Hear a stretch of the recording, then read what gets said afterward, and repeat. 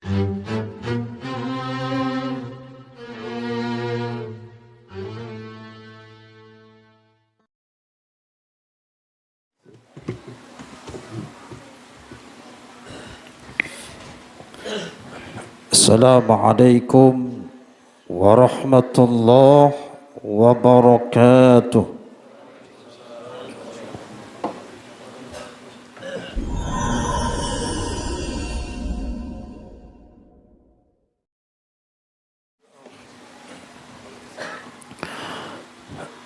Alhamdulillah.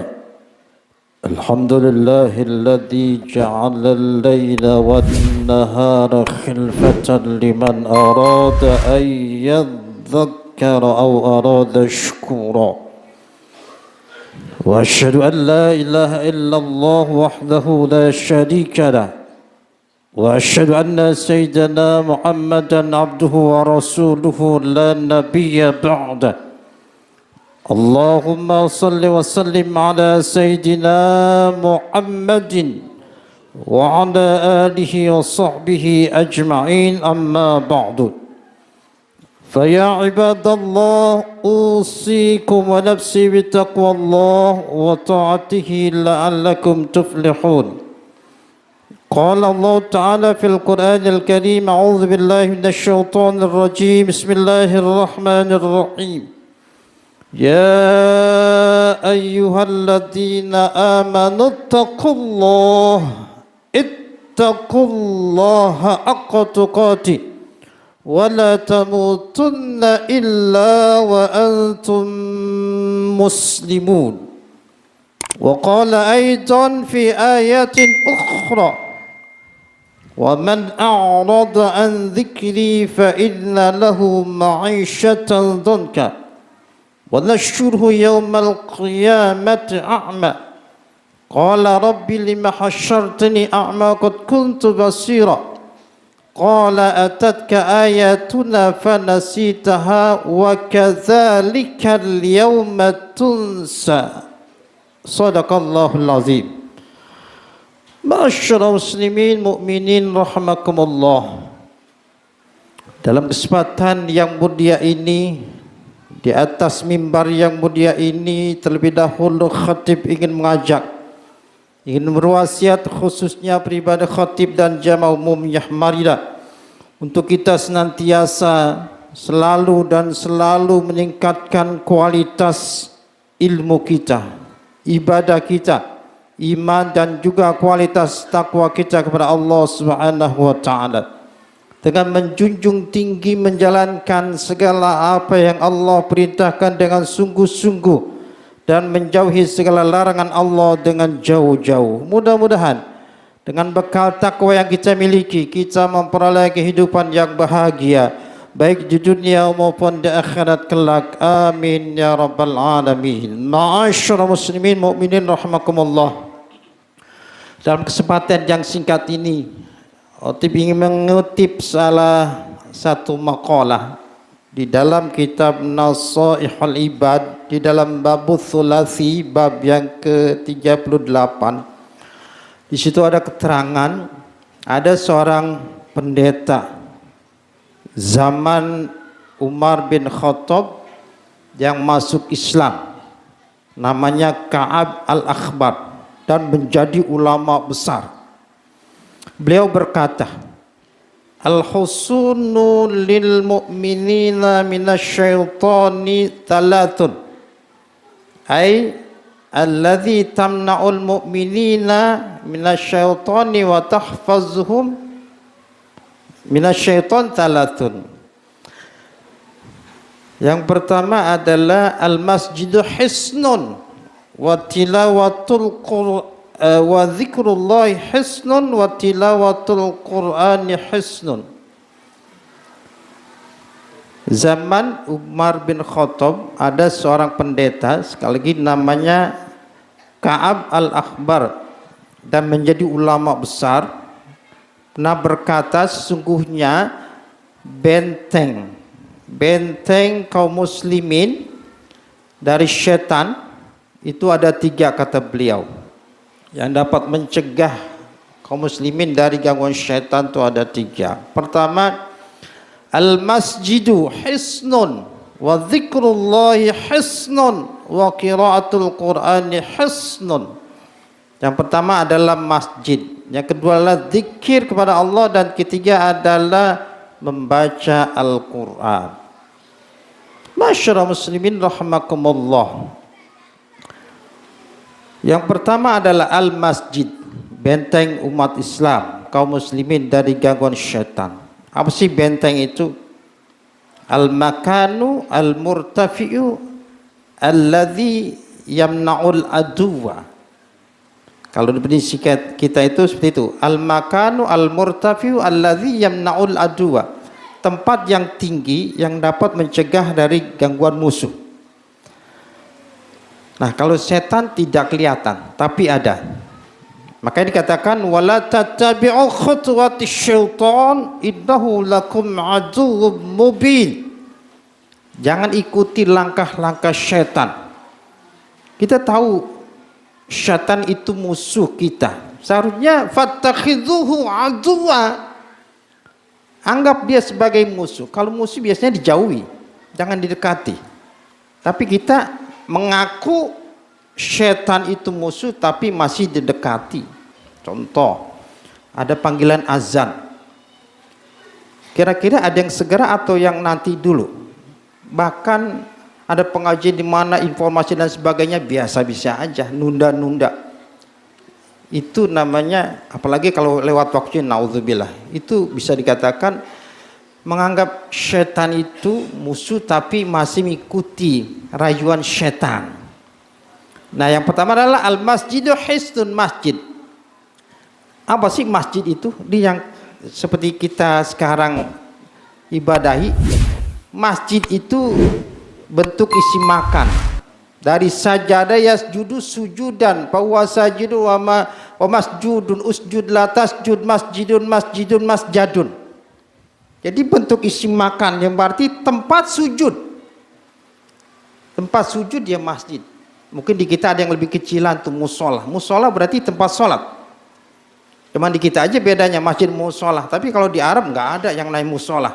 Sekecil apapun namanya masjid.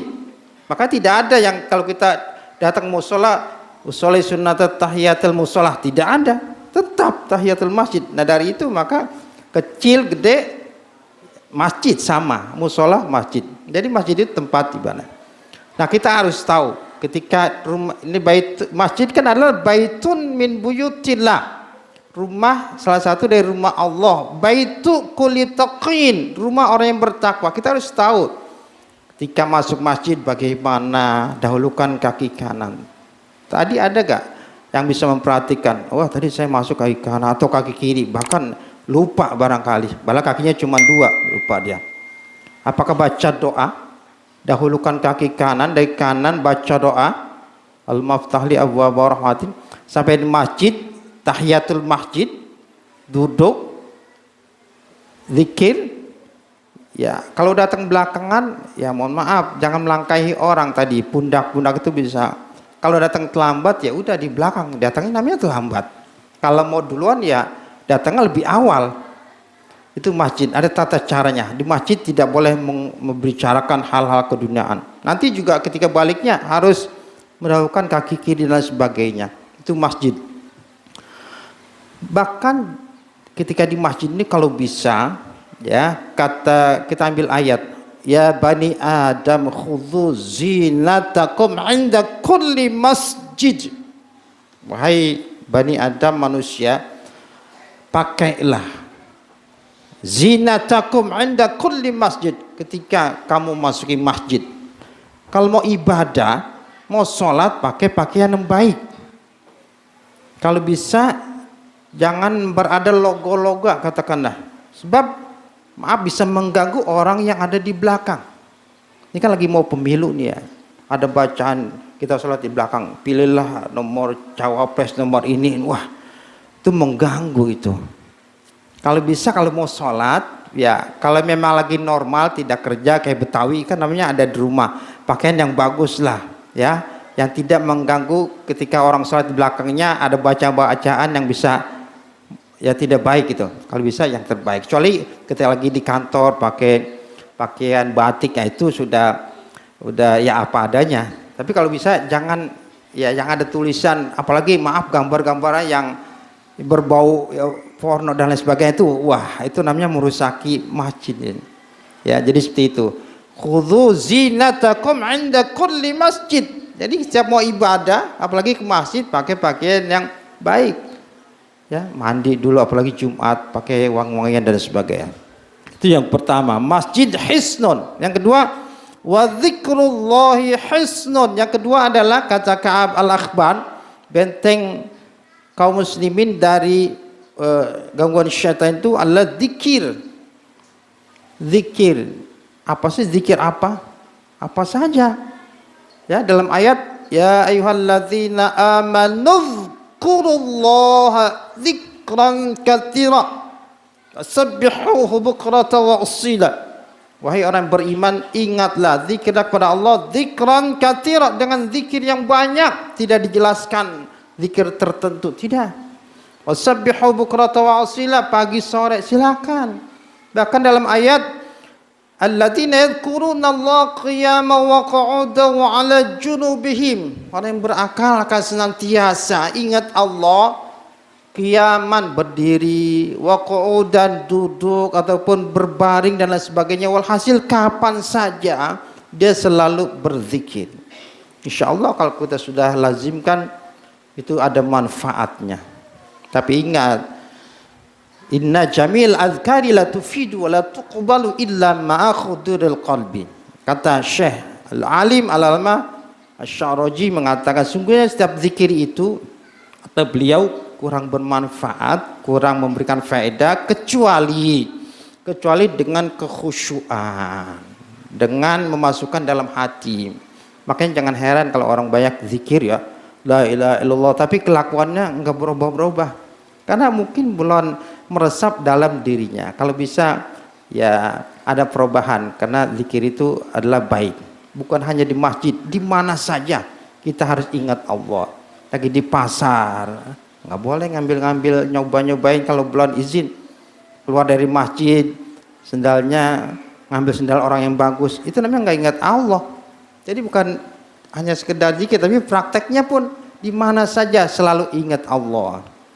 Yang ketiga adalah benteng umat kaum muslimin adalah watilawatul Qur'ani hisnun, membaca Al-Qur'an.